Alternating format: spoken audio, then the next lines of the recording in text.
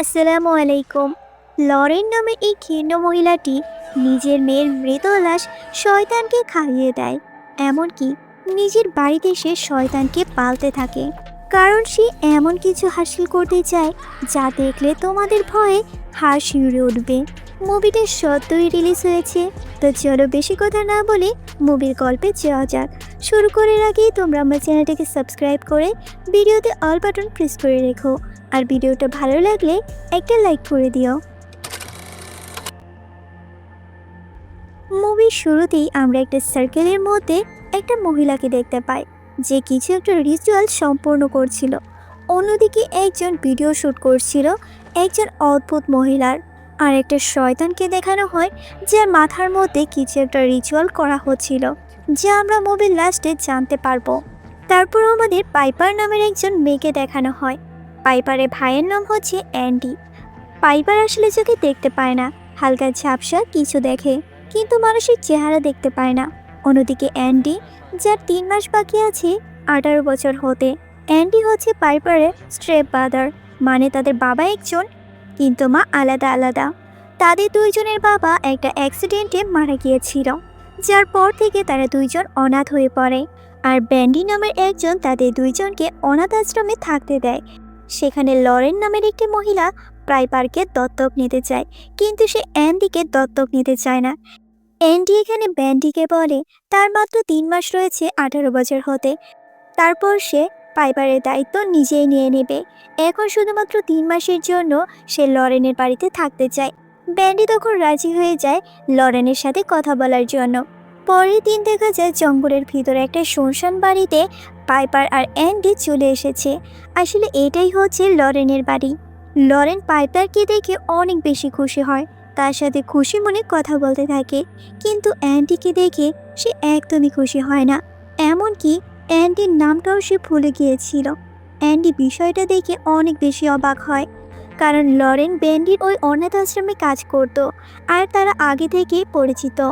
এই লরেনের বাড়িতে আরেকটা বাচ্চা ছিল যার নাম অলিভার। অলিভার আবার কথা বলতে পারে না। লরেন বলে অলিভার কথা বলতে পারে না কারণ কারণ তার মেয়ে ক্যাথলি পাইপারের মতোই চোখে দেখতে পেত না, আর একদিন সুইমিং পুলে এক অ্যাক্সিডেন্টের কারণে সে মারা যায়। তারপর থেকে অলিভার আর কথা বলে না। অ্যান্ডি এখানে লরেনকে বলে সে শুধুমাত্র 3 মাস এইখানে থাকবে, তারপর সে তার বোনকে নিয়ে এইখান থেকে নিজের বাড়িতে চলে যাবে। লরেন যেন একদমই চিন্তা না করে। এইটা শুনে লরেনের মুখটা কালো হয়ে যায়। কিছুক্ষণ পরে লরেন অ্যান্ডির সাথে নিজের রুমে কথা বলতে আসে। অ্যান্ডি যখন একটু অন্যমনস্ক হয়, লরেন এইখানে অ্যান্ডির ফোনে কিছু একটা চেক করতে থাকে। অ্যান্ডি তাড়াতাড়ি করে নিজের ফোনটা চাইলে লরেন এমন বিহেভ করে যেমন অ্যান্ডি লরেনের উপর হামলা করতে আসছে। আর এখানে অ্যান্ডি তো সে শুধুমাত্র নিজের ফোনটা চাইছিল। অ্যান্ডির কাছে লরেনের হাব ভাব বেশি একটা ভালো লাগছিল না। অ্যান্ডি যখন নিজের রুমে ঘুমাচ্ছিল, হঠাৎ সে জানালা দিয়ে দেখতে পায় লরেন অলিভারকে নিয়ে তার বাড়ির পিছন দিকে যাচ্ছে।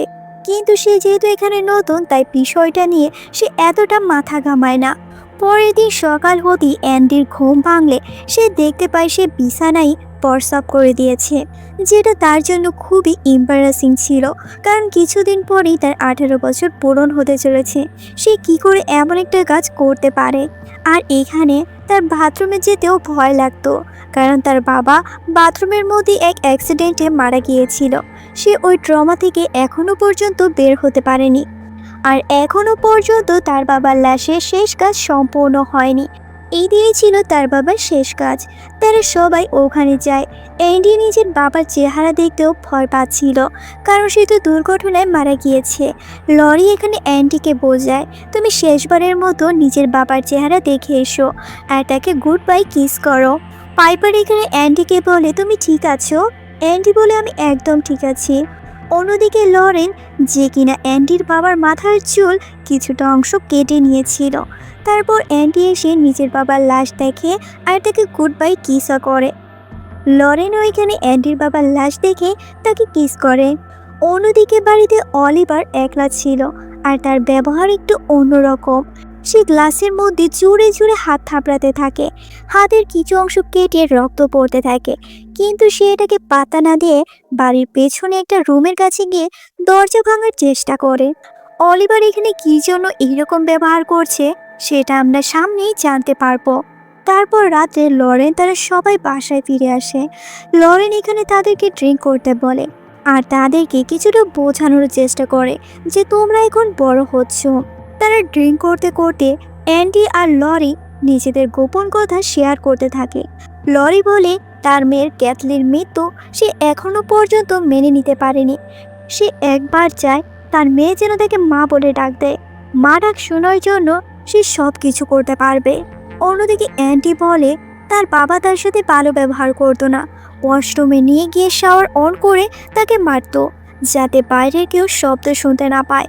কিন্তু সে পাইপারকে খুব বেশি ভালোবাসতো, কারণ পাইপার তার দ্বিতীয় স্ত্রীর সন্তান ছিল।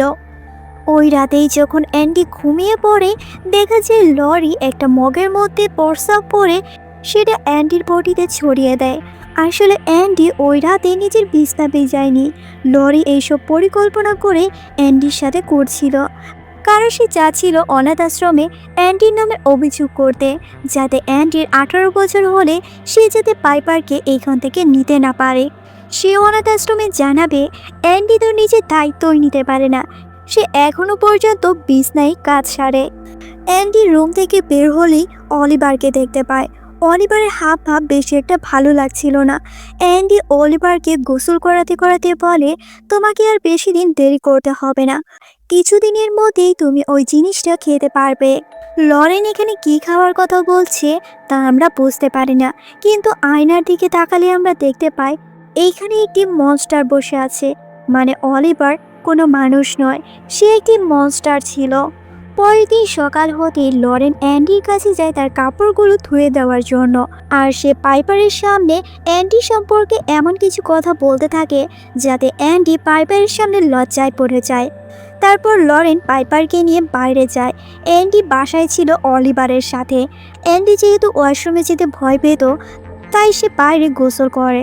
তারপর সে অলিভারের কাছে যায় অলিভারকে খাবার দেওয়ার জন্য।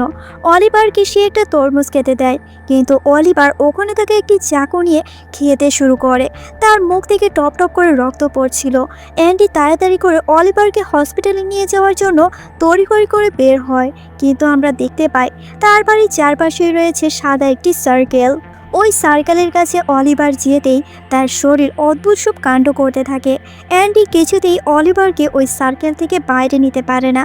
তখনই ওখানে লরেন চলে আসে। লরেন তাড়াতাড়ি করে অলিভারকে ভিতরে নিয়ে যায় আর অ্যান্ডির উপর চিল্লাতে থাকে। লরেন একটা ভিডিও দেখে যেখানে একজনের মাথার উপর হাত ঘোরালে সে শান্ত হয়ে যায়। ওই রিচুয়ালটা সে অলিভারের উপর করে। দেখতে দেখতে অলিভারও শান্ত হয়ে যায়। কিছুক্ষণ পরে লরেন অ্যান্ডির কাছে এসে তার উপর চিল্লাতে থাকে। সে বলে তুমি বিছনার মধ্যে শিশু করে দাও, আর তুমি পাইপারের দায়িত্ব নিতে চাচ্ছ। আমি তোমার বিরুদ্ধে আশ্রমের মধ্যে কমপ্লেন করেছি, তুমি কিছুতেই পাইপারের দায়িত্ব নিতে পারবে না। অ্যান্ডির কাছে লরেনের ব্যবহার একদমই ভালো লাগছিল না। সে কিছুতে একটা চাচ্ছিল পাইপারের উপর করার জন্য। ওই রাতেই অ্যান্ডি যখন গোসল করতে যায়, তখনই অলিভার অ্যান্ডির সাথে কথা বলতে আসে। অ্যান্ডি তখন দেখতে পায় অলিভারের জায়গায় তার বাবা রয়েছে। তার বাবা এখানে অ্যান্ডিকে বলছে আর সে বৃষ্টির মধ্যে কেউ একজন মারা যেতে চলেছে। এইটা দেখে অ্যান্ডি ভয় পেয়ে যায় আর অ্যাক্সিডেন্টলি সে ওখানেই পড়ে অজ্ঞান হয়ে যায়। পরের দিন অ্যান্ডির চোখ খোলে হসপিটালে। এখানে লরেন অ্যান্ডির সাথে দেখা করতে এসেছিল। অ্যান্ডি লরেনকে সব কিছু খুলে বলে। সে বলে অলিভার কালকে রাত্রে থেকে কি বলেছে। দেখে মনে হচ্ছিল লরেন আগে থেকেই সব কিছু জানে।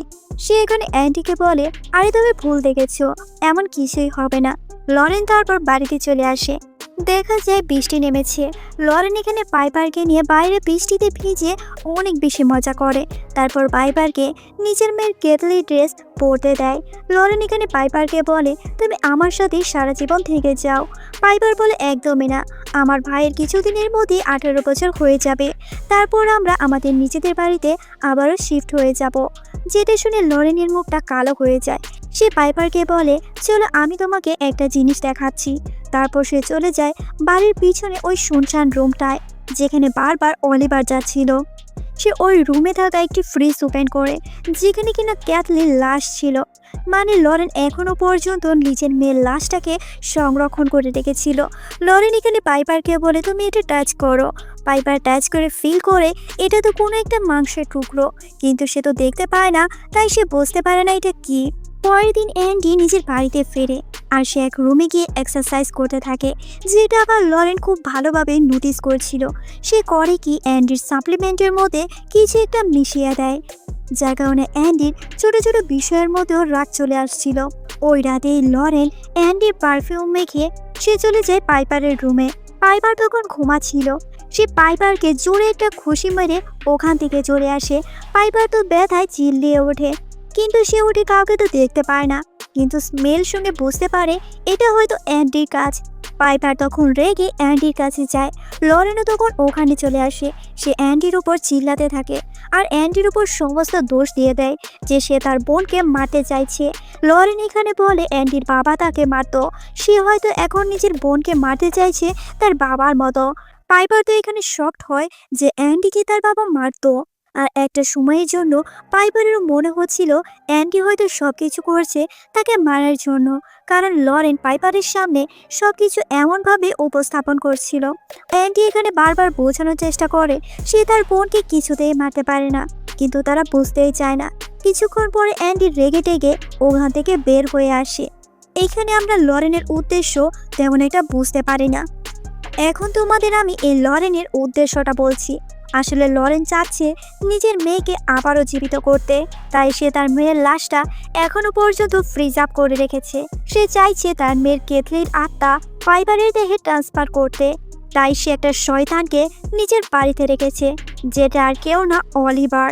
সে অ্যান্ডির জন্য এখনো পর্যন্ত নিজের কাজটা সম্পূর্ণ করতে পারেনি, তাই সে অ্যান্ডির সাথে এইসব কিছু করে অ্যান্ডিকে বাড়ি থেকে বের করে দিয়েছে।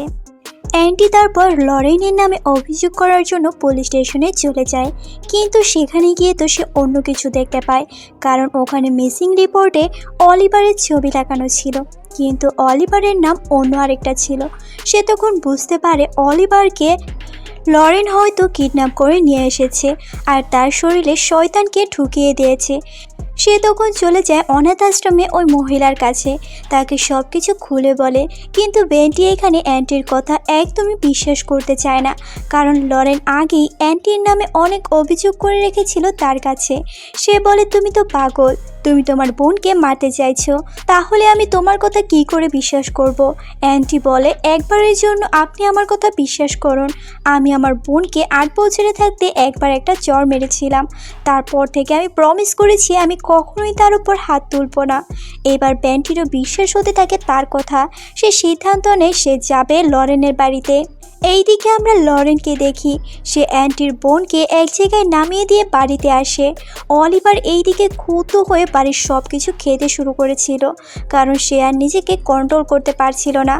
লরিপান এখানে অ্যান্টিকে একটা রুমে বন্দি করে দেয়, আর ভিডিও দেখে বিভিন্ন রিচুয়াল করার জন্য রক্ত দিয়ে একটা সার্কেল বানায়, কিন্তু তখনই তার ফোনে একটা SMS আসে। আমরা দেখতে পাই অ্যান্টি তার বোনকে উদ্দেশ্য করে একটা SMS করেছিল যে লরিবার একটি ডেমন, তুমি তার থেকে দূরে থাকো, সে তোমাকে মেরে ফেলবে। এই SMS দেখে লরেন তাড়াতাড়ি করে নিজের বাড়ি পরিষ্কার করে ফেলে। যখন অ্যান্টি আর ব্র্যান্টি বাড়িতে প্রবেশ করে তারা কিছুই দেখতে পায় না। ব্যান্টি এখানে লরেনকে জিজ্ঞেস করে অ্যান্টির বোন কোথায়, কিন্তু সে বলে সে বাইরে খেলতে গিয়েছে। কিন্তু ব্যান্টির কাছে এই কথা বিশ্বাস হয় না, কারণ তার বোন তো চোখে দেখতেই পেত না। হঠাৎ তার চোখে পড়ে লরেনের হাতে এক আঘাত। সে লরেনকে জিজ্ঞেস করে, তোমার হাতে আঘাত লাগলো কি করে? তখন লরেন বলে, আমি মা ডাক শোনার জন্য সব কিছু করতে পারি। এই বলে ক্ষুব্ধ হয়ে তার দিকে এগিয়ে যায়। এবার ব্যান্টি সব কিছু বুঝতে পারে আর দৌড়ে বাড়ি থেকে বের হতে থাকে। এইদিকে অ্যান্টি অলিভারের রুমে প্রবেশ করে দেখতে পায় অলিভার অলরেডি কেটলির লাশ খাওয়া শুরু করে দিয়েছিল। তারা দুইজন ভয় পেয়ে বাড়ি থেকে বের হয়ে আসে, কিন্তু লরেন নিজের গাড়ি দিয়ে চাপা দিয়ে তাদের দুইজনকে ওখানেই মেরে ফেলে।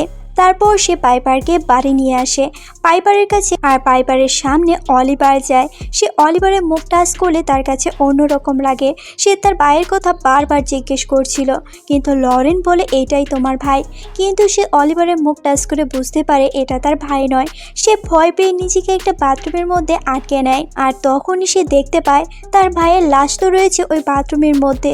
সে জোরে জোরে কান্না করতে শুরু করে, আর লরিবার বাইরে থেকে দরজা ভাঙার চেষ্টা করছিল আর তাকে বোঝানোর চেষ্টা করে, তুমি বাইরে এসো, আমি তোমার সাথে কিছুই করব না। কিন্তু সে বাইরে যায় না। এইবার লরেন নিজের উদ্দেশ্য প্রকাশ করে দেয়। সে বলে, আমি তোমাকে মেরে ফেলবো ঠিক আমার মেয়ের মতোই, কারণ আমি একটা রিচুয়াল করতে চাচ্ছি। আমার মেয়ের লাশ আমি এখনো পর্যন্ত সুস্থ রেখেছি, কারণ সেটা আমি শয়তানকে দিয়ে খাওয়াবো। শয়তান যখন আমার মেয়ের লাশটা খাবে তখন তার শরীর থেকে তার আত্মা বের হয়ে যাবে, আর তুমি মারা গেলে তোমার শরীরে আমার মেয়ের আত্মা প্রবেশ করবে। এইবার পাইপার বুঝতে পারে যে লরেন মানসিকভাবে অসুস্থ। লরেন দরজা ভেঙে পাইপারকে ওখান থেকে বের করে আর তাকে সুইমিং পুলের কাছে নিয়ে যায়, কারণ সে তার মেয়ের মতো পাইপারকে মারতে চাচ্ছিল। বারবার তাকে চুবাতে থাকে। এইবার পাইপার লরেনকে মা বলে ডাক দেয়। লরেন 1 মিনিটের জন্য স্তব্ধ হয়ে যায়, কারণ লরেন তো মা ডাকি শুনতে চাইছিল, কিন্তু সে ভাবতে পারেনি পাইপার তাকে মা বলে ডাক দিবে। আর এই সুযোগে পাইপার সুইমিং পুল থেকে উঠে পালাতে থাকে। অলিভারও তার পিছু নেয়, যার কারণে অলিভার ওই সাদা গণ্ডির বাইরে চলে যায়, আর তার ভিতরে থাকা শয়তানটাও আস্তে আস্তে বের হয়ে যায়, যার কারণে অলিভারের অবস্থা খারাপ হয়ে সে ওখানেই অজ্ঞান হয়ে যায়। আর পাইপার রাস্তাতে দৌড়াতে দৌড়াতে বলতে থাকে, আমাকে সাহায্য করো। তখনই তার সামনে একটি গাড়ি চলে আসে, আর সে পাইপারকে বাঁচিয়ে নেয়। তারা অলিভারকে উদ্ধার করে, আর পুলিশ এসে লরেনকে গ্রেপ্তার করে। লরেন এখানে মানসিকভাবে অসুস্থ ছিল। সে এমন একটা রিচুয়াল করতে চাইছিল যার কারণে আত্মাকে প্রতিস্থাপন করা হয়, কিন্তু বাস্তবে তার কোনো অস্তিত্বই ছিল না।